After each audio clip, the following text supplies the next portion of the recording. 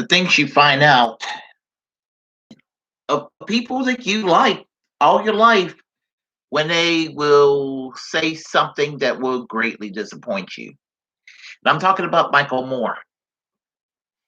And it kind of hurts me to do this, but I have to criticize Michael Moore, and and I don't like doing this because I consider myself a very much a fan. Um, Not as much as I used to be, but I generally like Michael Moore still. Well, on March 3rd, Michael Moore put out a tweet, and it was a tweet basically. I understand why he put the tweet he put out. I still didn't like it because it was vicious. And I'll read you what he says in a second, but I will tell you kind of what in a nutshell. He basically said that people in Texas ought to not have access to the vaccine since the governor reopened the state of Texas and got rid of the mask mandate and all of that. And in a weird way, it was a jab at a jab at a region of the country politically, and it's far worse than Shank Ugert's making a comment a couple of months back about denying funds to red states because blue states are on average better places to live than red states, and there are going to be people on both sides that are going to dispute that back and forth. I understood what Shank Ugert was saying. I didn't fully agree with it either, but it was less vicious than what Michael Moore had to say. So I mean, I hate to do this, but I have to, and I just thought it was beneath him.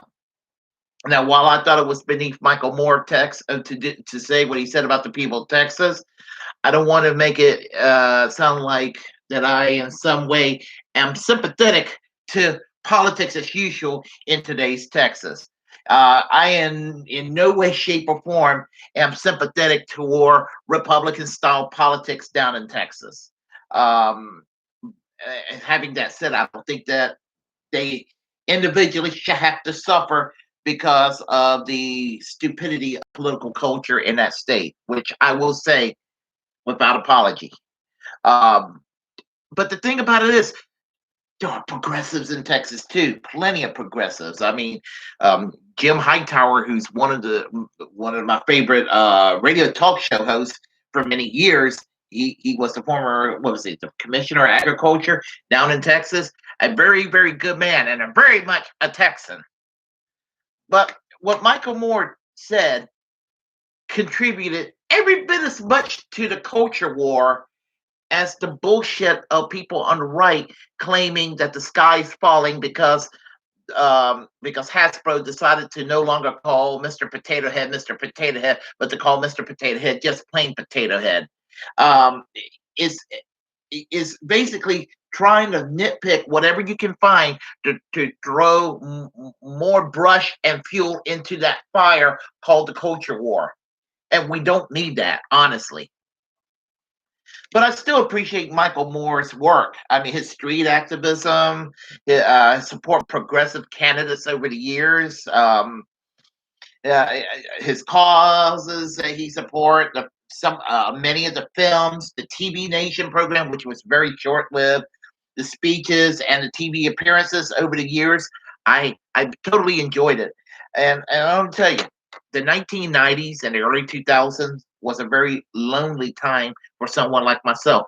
Very lonely to be a sock dem in the South, a social democrat, a democratic socialist, a socialist, somebody that's to the left of your standard Bill Clinton style Democrat that was so much in vogue in the 1990s and the early 2000s.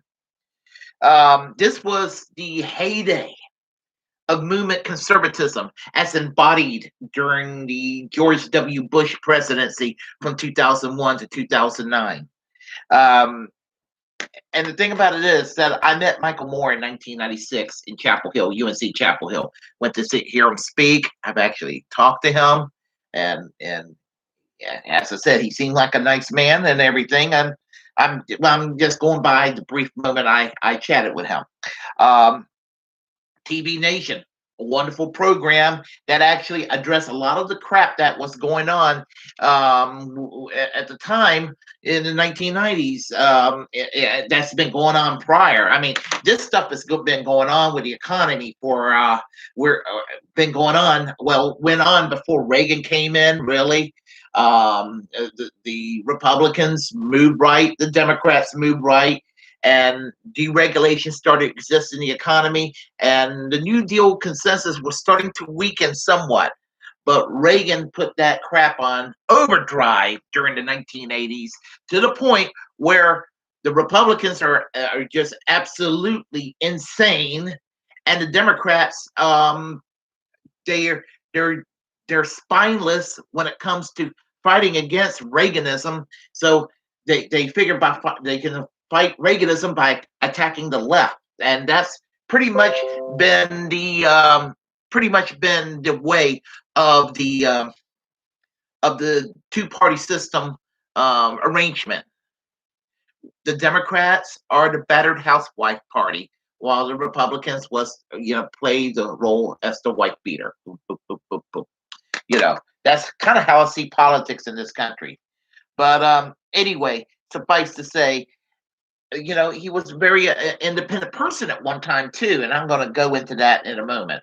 But Michael Moore was, he campaigned for people like Ralph Nader over the years, and and of course, even though he's not as independent as he used to be, he knows that the Bernie Sanders and the AOC wing of this movement within the Democratic Party is the correct path to make, and he's been contributing to that, and the Kristen Cinemas and the Joe Mansions that has to be dealt with today need to be dealt with.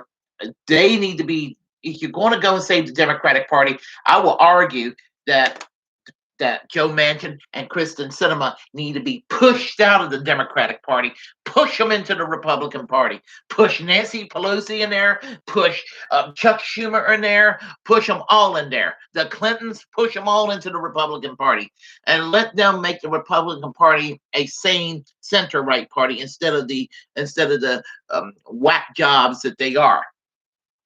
But anyway, I'm going to read you the tweet by Michael Moore from March 3rd. And as I said, I'm reading it. I do not endorse it. And I'm going to go and tell you why in a moment.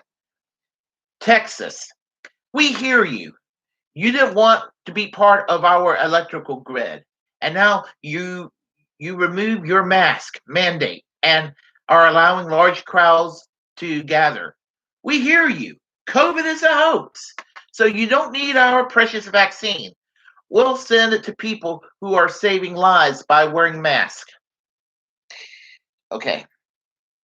That was not just partisan, which is beneath him, but it's also very vicious.